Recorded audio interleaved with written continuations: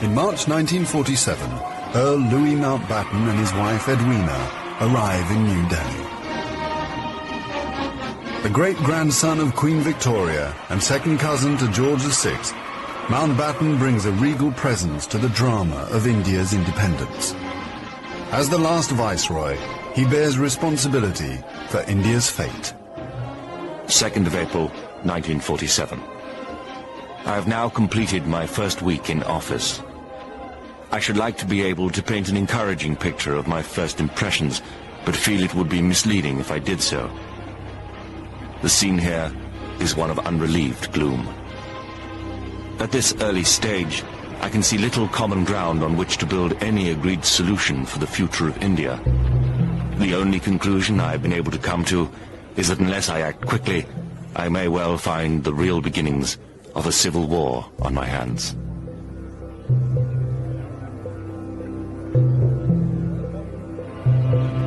By May, attempts to create a unified India have failed.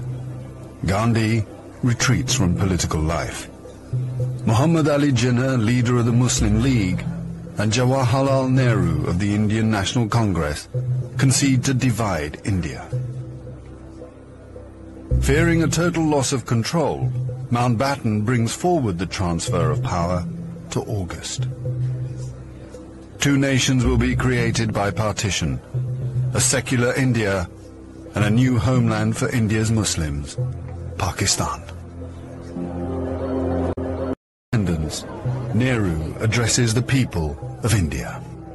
Long years ago, we made a tryst with destiny, and now the time comes when we shall redeem our pledge. At the stroke of the midnight hour, when the world sleeps, India will awake to life and freedom.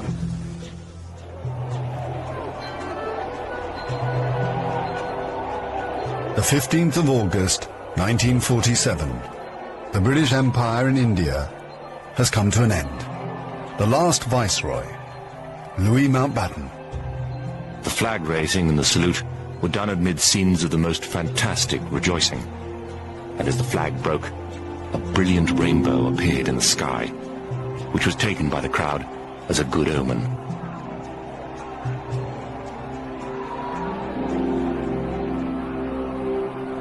Qasim Muhammad.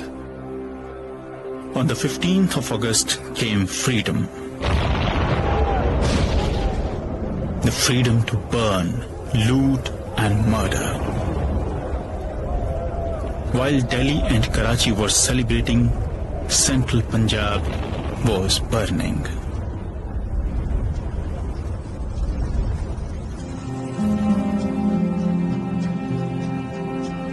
Between August 1947 and March 1948, 4.5 million Hindus and Sikhs are forced to migrate from Pakistan to India.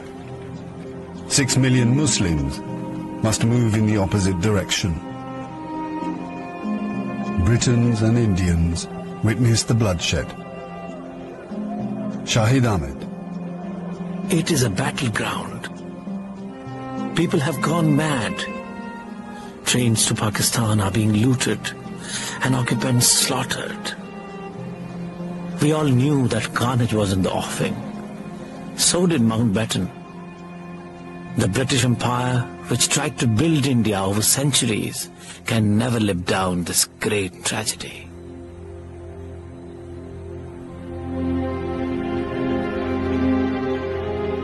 Lieutenant Colonel Hubert Boyd Hudson. The sight from the air was awe-inspiring. In this chaos, millions of refugees were struggling to get to India or Pakistan. Thousands of others were doing their best to prevent them, murdering them by the hundred. But death is nothing. There are things more terrible than death.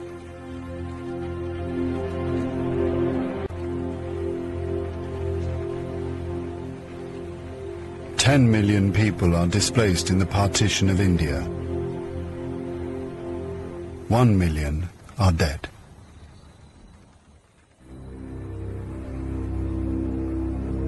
By the summer of 1948, most of the British have left. Hubert Boyd Hudson has been in India for 15 years. India is full of ghosts. Houses I have lived in, now inhabited by Indians, remind me of the days which will never come again.